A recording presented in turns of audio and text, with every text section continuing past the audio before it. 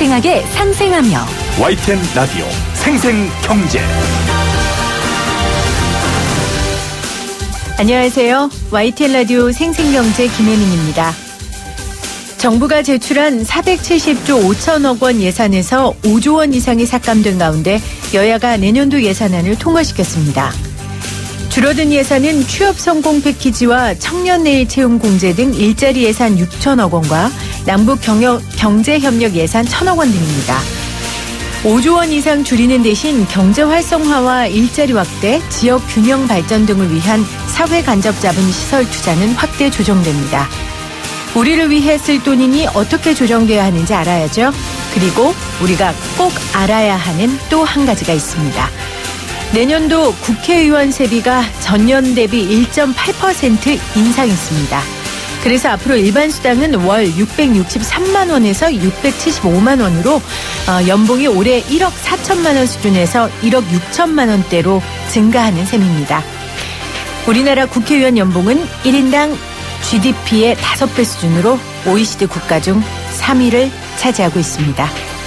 2018년 12월 7일 YTN 라디오 생생경제 지금 시작합니다.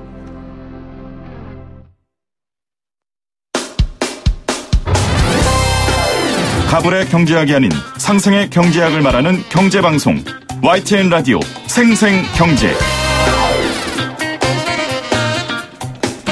오늘 가장 뜨거운 경제 뉴스를 제일 생생하게 전해드리는 시간입니다.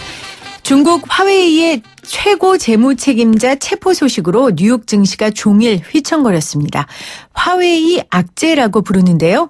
이번 사태로 지난 1일 도널드 트럼프 미국 대통령과 시진핑 중국 국가주석의 90일 무역전쟁 휴전도 후지부지된 것 아니냐는 우려의 목소리가 나오고 있습니다. 정삼형 롱아일랜드 대학 교수, 뉴욕 증시 글로벌 이코노믹 전문가 전화 연결해서 자세한 이야기 들어보겠습니다. 교수님 안녕하세요. 네, 안녕하세요. 중국 화웨이 창업자의 딸이자 CFO인 이 멍완자오가 미국의 요구로 캐나다에서 체포됐는데요. 이것이 뉴욕 증시를 혼란으로 몰아넣었는데 일단 증시 상황부터 살펴보죠. 어떻습니까? 네, 멍완자오 체포 소식이 알려지고 나서 뉴욕 증시뿐만이 아니라 아시아 증시들도 다 큰 폭으로 하락을 했는데요. 네.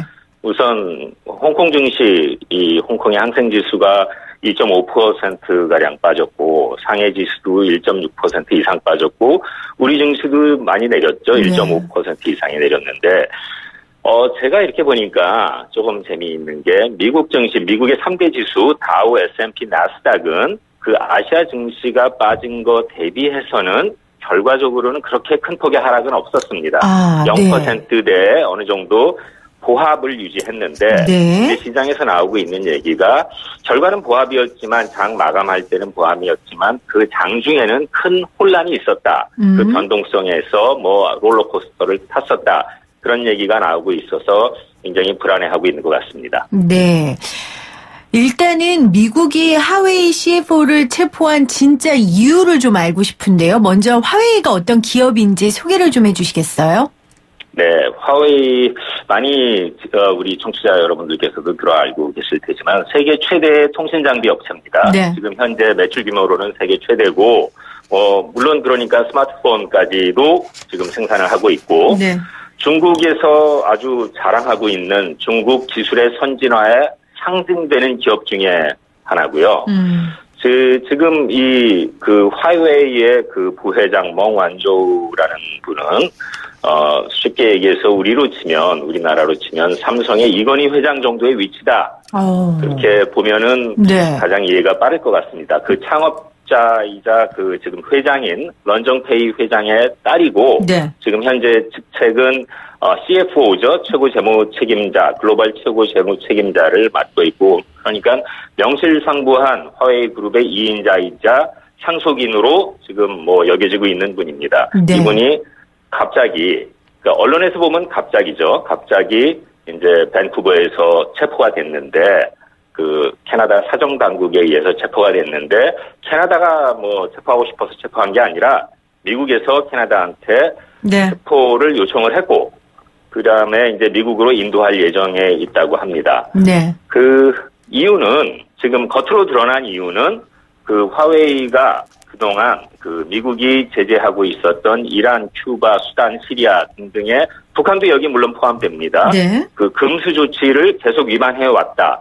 다시 얘기해서 미국의 아주 중요한 지적재산권이 담겨 있는 여러 기술들을 정당한 대가 지불 없이 미국의 허가 없이 그런 금수 국가에 계속 납품을 해왔다, 수출을 해왔다. 해서 갑자기 일어난 일이 아니라 2016년 전부터 한 2년 반 전부터 이 화웨이 그룹의 임원들을 계속 눈여겨서 관찰을 해오고 네. 뭐 제재를 가할 시기를 조정해오고 있었던 것 같습니다.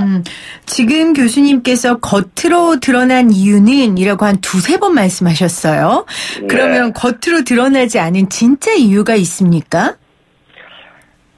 진짜 이유를 뭐 많은 분들이 지금 추측을 하고 계시죠. 것 같은데요. 네. 네, 추측을 하고 있을 것 같은데 어떤 분들은 이게 무슨 음모론이다 뭐 그런 얘기도 하고 있는데 음모론이 아니라 제가 보기에 그쪽이 더 사실에 가까운 것 같습니다. 지금 벌어지고 있는 미중 무역 전쟁에 있어서 전쟁이라는 표현을 쓰는 게 여러분들이 계속 좀 눈여겨서 주목해야 될 부분이 있는데 전투가 아니라 지금은 전쟁입니다. 그동안에 뭐 미국이 다른 타 국가들과의 무역 마찰이 뭐 여러 번 있었는데 빈번하게 있었는데 네. 그 정도 수준을 뛰어넘는 트럼프라는 대통령이 자기가 대선 공약으로 내걸었던 두 가지 사항, 왼팔 오른팔, 즉 안보와 경제에 있어서 미국을 60년대, 70년대에 미국의 위상을 다시 되찾아주겠다 네. 했던 공약으로 내세웠던 것들을 지금 차근차근 하나하나 스텝을 밟아가면서 이행해 나가고 있는 과정에서 네. 지금 사람들이 세간에서 전쟁이라는 표현까지 쓰고 있는데 이 전쟁은 뭐 얼마 전에 지금 G20 회담에서 90일간 뭐 휴전을 하기로 했다. 그러게요. 그런 얘기도 나오고 했었는데 저는 그때도 그렇게 얘기를 했습니다. 그 휴전이 일시적인 휴전 그렇게 큰 의미 없다.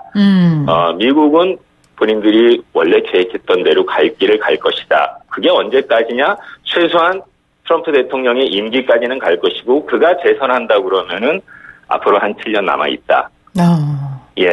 그러니까 단기전이 아니라 장기적으로 가는 와중에서 네. 잽도 한번 날리고 한 걸음 물러섰다가 네. 이제 뭐 해가면서 분위기 파악을 해가면서 미국이 지금 전진해 나가고 있는 과정에서 벌어진 해프닝이 아니라 갑자기 벌어진 해프닝이 아니라 그 로드맵 안에 있는 하나의 수순에 들어 있었다. 하고 보는 관점이 맞을 것 같습니다. 전 좀 무섭다는 생각까지 드는데요.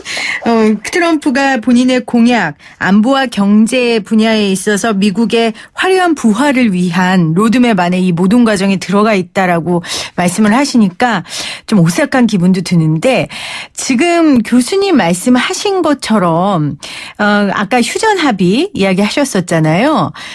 휴전 합의가 있고 나서 이제 이런 체포가 있어서 과연 이걸 트럼프 대통령이 휴전 합의할 동안 멍한자우의 체포 사실을 알았을까? 뭐 이런 보도들도 나오고 있더라고요. 그러니까 교수님 말씀하신 건 이 휴전이 절대 오래가지 않을 것이고 그리고 중국과 미국의 미중 무역 갈등은 계속될 것이다. 그렇게 지금 예상하시는 거죠.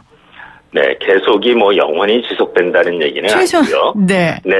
어느 한쪽이 항복할 때까지는 갈 것이다. 근데 그게 되겠습니까? 그냥 호락호락하게 서로 악수하고 끝날 문제가 아니다. 이 기조 자체는 미국 국민들의 정서 밑바탕에 깔려있던 수십 년간 잠재돼 왔던 어떤 부분에 대한 피해의식, 또 위축감 등등을 파퓰리즘이라는 표현을 많이 쓰죠. 트럼프 정책을 가지고. 트럼프 대통령이 이거를 이용한 측면도 있고, 본인이 대통령이 당선이 될 때 이거 하라고, 이거 두 가지 하라고 뽑아준 겁니다. 그래서 지금까지도 지금 얼마 전에는 트럼프 지지율이 뭐 50%를 넘어섰다, 뭐 그런 얘기도 나오는데, 그 트럼프의 강력한 지지층의 상당수가 이 두 가지를 원하고 있는데, 이것 때문에 지금 대통령을 만들어줬는데, 이 두 가지 측면에서 안보와 경제 측면에서 미국이 세계 제1에 다시 한번 그 위상을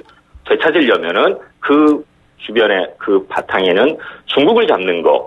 뭐 여기는 뭐 다 엮여 있죠. 중국의 그 남중국해 문제도 있고 북핵 문제도 있고 네. 또 그거와 맞물려 가지고 뭐 무역 분쟁도 있고 적자 문제도 있고 해가지고 일단 타겟을 중국으로 정했기 때문에 트럼프가 재선을 하려고 해도 이거를 포기해서는 안 되고 재선을 네. 하고 나서라도 이거는 밀어갈 것이다. 근데 제가 아까 말씀드렸듯이 이건 시간 싸움이다 그랬는데 네. 어느 한쪽이 포기할 때까지 한다. 지금 객관적 사실이 지금 너무나도 비대칭적인 상호 의존도 관계이기 때문에 예를 들어서 똑같이 한 대씩 때린다. 중국과 미국이 25% 관세를 서로가 물린다 했을 때 지금 나오고 있는 얘기가 그렇게 됐을 경우 중국의 GDP는 1년에 1% 이상 하락하게 된다. 반면에 같은 조건에서 미국의 GDP는 0.2%도 안 빠진다 했을 때 어디가 더 오래 견딜 수 있느냐. 뭐 그런 문제가 있습니다. 그런데 뭐 오래 견딘다고 해서 능사는 아닙니다. 이 무역 전쟁이 아니라 진짜 전쟁으로 저희가 생각을 해보면 미국하고 베트남이 붙었을 때 뭐 서로가 전력 면에서는 비교가 안 됐지만 체급이 안 됐지만 지금 그러니까 주시하고 있는 게 미국의 여론이 언제까지 이 트럼프 정책, 미국도 피해를 입고 주가도 빠지고 변동성이 심해지고 앞으로 뭐 위기가 온다는 얘기도 있고 하는데 트럼프의 지지층이 언제까지 확고히 트럼프의 이 지금 정책들을 지지를 해줄 것인가 문제에 있어서 여론에 있어서 변화가 감지된다, 변화가 지금 찾아오고 있다 하는 게 느껴진다면 미국도 조금 양보할 수도 있지 않겠냐. 예. 지금 국민들의 여론이나 뭐 이런 흐름들이 바뀌면 미국도 양보할 수 있지 않냐 하셨는데 사실 미국이 호황이라 해도 지금 미국의 무역 적자가 10년 만에 최대 규모를 기록했고 특히 올해 들어서 대중 무역 적자가 4천억 달러를 넘어섰단 말이에요. 이런 가운데 이 미중 무역 전쟁을 그냥 강행할 수 있을까 미국도 그런 생각이 드는데요. 아마도 그럴수록 이 중국 문제는 더욱더 밀어붙일 그럴 가능성이 높아지면 높아졌지. 지금 무역 적자 때문에 이걸 해소하겠다고 시작된 이게 진리가 된 건데 이게 지금 벌어지고 있는 오히려 이거 봐라. 이 중국이라는 나라 때문에 우리가 이렇게 손해를 보고 있다. 명분을 얻는군요. 그렇죠. 그렇게 될 가능성이 있습니다. 그러면 미국 입장에서는 무역 적자뿐만이 아니라 여러 가지 미국 속에서도 좀 불안한 지금 뭐 그런 기운들이 많이 감지가 되고 있죠. 네. 그러면 미국 이야기는 조금 이따 다시 하고요. 중국 같은 경우에는요. 아까 말씀하셨듯이 이제 체급이 이제 미국하고 중국하고 다르다. 그러니까 손해 보는 건 중국이 더 크다라고 말씀하셨잖아요. 네. 그래서 중국에서는 이제 무역 분쟁이 더 이상 확산되지 않고 타협안을 만들어낼 수 있다. 이런 입장을 내놓기도 했었는데 이번에 이 화웨이 CFO 체포로 이것마저도 물 건너갔다. 이렇게 봐야 할까요? 아니에요. 계속 중국도 노력을 할 것이고 미국도 서로가 서로의 이해관계 그 주어진 조건 하에서 그 제한 조건 내에서 아주 다분한 노력을 할 것입니다. 그중에 하나로 제가 주목하고 있는 게 며칠 전이죠. 12월 5일 날 중국 국가발전개혁위원회라는 데서 앞으로는 지식재산권 종합보호대책을 이러이러하게 우리가 추진해 나가겠다 하고 발표한 게 있었습니다. 굉장히 획기적인 내용이 거기에 많이 담겨 있었던 것 같은데 이런 거 하나하나가 시진핑 주석이 트럼프한테 이제는 조금 손을 내미는 제스처를 보여주고 있는 게 아닌가 하고 있습니다. 그 90일 뭐 잠정적으로 협상 기한을 두자 했던 것도 지금 저희가 언론에서나 뭐 이렇게 얘기하는 거는 그걸 휴전협정이다 이렇게 약간 오해하고 있는 것 같은데 그게 아니라 미국에서 얘기한 90일 협상 기간이라는 거는 그 안에 시간을 준 겁니다. 그냥 놀고 있으라는 게 아니라 중국 보고 당신들이 앞으로 이 무역 이 분쟁 문제, 이 적자 문제, 무역 적자 문제 이런 것들을 어떠한 단계를 거쳐서 지적재산권을 포함해서 이 모든 것을 해결할 수 있는 그 플랜 리스트를 90일 안에 제시를 해라 하고 타임테이블을 제시한 겁니다. 이 안에 그러놓고 이제 관망하고 있는 게 아니라 자기네들이 계획해왔던, 추진해왔던 것들은 하나하나 사법적인 것들은 사법적으로 해결을 하고 그걸 계속 보여주고 있는 것이죠. 그러니까 어떻게 얘기하면 트럼프 대통령이 북한한테도 뭐 북핵 관련 시설과 뭐 그런 무기 리스트를 제시를 해라. 이쪽 행정부에서. 그러고 지금 기다리고 있지 않습니까? 그 그거하고 조금 비슷한 뉘앙스로 그렇네요. 중국한테도 너희들이 앞으로 우리가 원하는 거를 알지 않냐 지금 이런 것들을 언제 어떻게 얼마만큼 무엇을 우리한테 이거를 해결을 할 수 네. 있을지 타협을 할 수 있을지 제시를 하라고 하고 그 시간 테이블을 90일을 준 겁니다. 그러니까 미국 입장에서 당근과 채찍을 번갈아 가면서 그렇죠. 주고 밀고 당기기를 하는 거네요. 이제 그렇죠. 스탠스가 북한 문제에도 그대로 적용할 수 있다. 그런 관점에서 우리가 좀 그렇죠. 보면 북미 관계도 좀 예상이 되겠네요. 예측도 되고요. 그렇죠. 트럼프 대통령을 그 닉네임 중에 가장 좀 재미있는 닉네임 협상의 달인이라고 그러지 않습니까? 네네. 트럼프 대통령이 가끔 상대방을 이렇게 띄워줍니다. 김정은한테도 띄워주고 시진핑도 띄워주고 아주 믿을만한 사람이라고도 그러고 멋진 사람이라고 그러고 그러면서 또 본인이 화가 날 때는 화나는 얘기 아주 뭐 여러 가지 굉장히 강한 어조로 얘기를 하는데 네. 저희가 이렇게 보기에는 트럼프의 좋을 때와 그러니까 명암 좋을 때 하는 얘기보다는 나쁠 때 하는 얘기가 진실성이 많이 담겨 있다. 그렇게 보면은 훨씬 더 이해하는 데 도움이 될 거라고 생각합니다. 교수님 그거 굉장히 설득력이 있는 말입니다. 네. 이번에 G20 네. 그 회담 들어갈 때도 G20 회담에서 중국과 아주 잘 해결이 될 것이다 하고 분위기를 아주 핑크빛 장밋빛으로 엄청 띄우고 들어갔습니다. 예, 저는 그때 느꼈던 게 뭔가 또 있구나. 하고 느꼈습니다. 상대적으로. 트럼프가 좋은 말 할 때보다 나쁜 말을 하고 화를 낼 때 그게 진심이라고 해석하면 된다. 아주 네. 중요한 아주 아주 정확한 지적이셨던 것 같습니다. 증시 이야기, 우리 증시 이야기 해볼게요. 결국 이제 우리의 가장 관심은 아까 말씀하셨지만 아시아 증시도 많이 흔들렸다고 하셨잖아요. 이번 네. 일 때문에 계속해서 이 미중 무역 갈등, 미중 전쟁으로 인한 우리 증시의 영향이거든요. 올해 남은 변수들 어떤 것들이 있고 또 우리 어떻게 대비해야 될까요?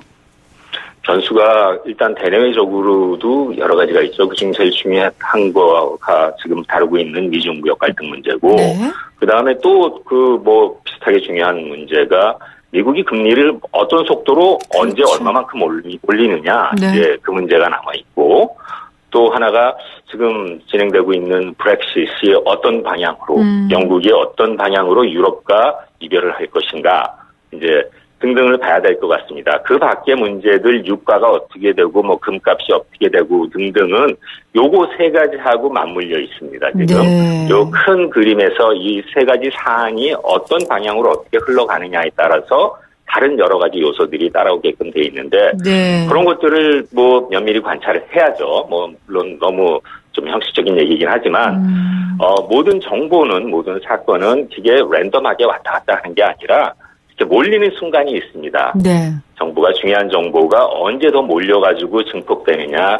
그 시점이 제가 보기에는 2019년도 상반기인 것 같습니다. 2019년도 상반기요? 그러니까 내년 상반기 앞으로 6개월 안에 네. 여러 가지 큰 그림의 방향들이 결과는 안 나오더라도 아하. 우리가 예측할 수 있는 방향들이 정해질 것 같다. 굉장히 중요한 시기이고 굉장히 민감한 시기이고 어떻게 보면 불확실성이 굉장히 증가되는 네. 시기인데 네. 이거를 우리 투자자나 그냥 우리나라 입장에서 겉만 먹고 있으면 안 되고 그런 말이 있지 않습니까? 위기가 기회다. 네. 오히려 기회가 많이 늘어날 것 같습니다. 네. 그러면 교수님께서 이제 롱아일랜드 대학 교수이시고 또 뉴욕 증시 글로벌 전문가시니까 아까 전에 세 가지 큰 변수 말씀해 주셨잖아요. 네. 교수님은 어떻게 예측하시는지 올해 상반기에 이 변수들이 어떻게 될 건지가 궁금한데요. 그거는 제가 지금 짧게 말씀드리기는 좀 어렵고요. 네. 예. 시작될 때 왜 시작이 됐는지 네. 그거를 보면은 조금 이해할 수 있는데 도움이 될 것 같습니다.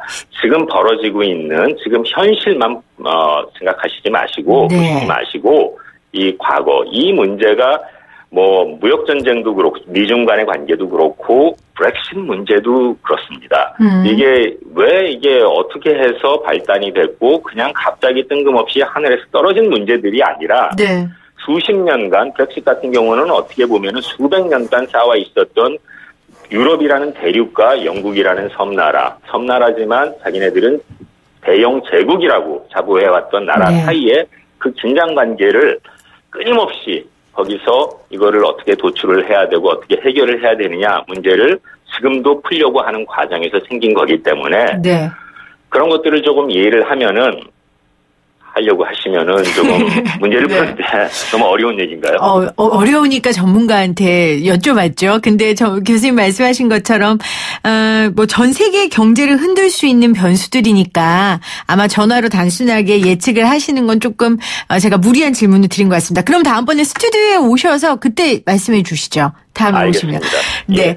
그러면은 저희가 이번에 이 뉴욕 증시 낙폭으로 많이 회복된 채로 어쨌건 마감이 됐지만요. 네. 이제 시장이 얼마나 이 뉴스 화웨이 이 악재로 인한 영향이 어느 정도 있을까? 지금 이제 끝이라고 보십니까? 앞으로 계속될 거라고 보십니까? 미중 무역 갈등이 계속되니까 앞으로도 계속 이어지겠죠? 계속 이어질 겁니다. 지금 뭐 화웨이 2, 3가 계속 나올 수 있고요. 네. 그 화웨이 전에도 화웨이 제로가 있었고요. GT라는 중국의 통신 장비를 만드는 회사가 있는데 네. 그 회사는 올 4월에 벌써 제재를 받았습니다. 7년간 미국에 납품을 못하게 돼 있었습니다. 네. 근데 시진핑 주석이 아주 굉장히 큰 노력을 해가지고 지금은 풀렸습니다. 그게. 근데 미국이 주시하고 있던 화웨이뿐만이 아니라 그 GT라는 회사도 그렇고, 그러니까 미국이 미국만이 아니라 미국의 네. 아주 혈맹이라고 하는 독일, 이태리, 일본, 영국 등등에도 이런 통신 장비 이 두 회사에서 나오는 수출하는 물품을 사용하지 못하도록 네. 막아놓은 그런 상태입니다. 그렇기 때문에 이게 뭐 시간의 문제지. 계속해서 제2, 제3의 이런 문제들은 벌어질 수 있다. 네. 이런 거에 그러니까 너무 시장이 과민 반응하고 이제 다 한통 다 깨진 거 아니냐 그런 거 아니니까 뭐 가야 될 길을 가고 있는 거고 이 과정에서 이런 것들의 그 영향이 뭐 언젠가는 줄어들겠죠. 이런 사안도 언젠가는 더 규모가 작아질 테고 그런 과정에서 좀 시장을 냉정하게 지켜봐야 되는 때일 것 같습니다. 그러니까 사건을 보지 말고 흐름을 봐라. 그러면 시장이 보인다라는 말씀이신 것 같습니다. 교수님 오늘 인터뷰 고맙습니다. 네, 감사합니다. 네, 지금까지 정삼형 롱아일랜드 대학 교수였습니다.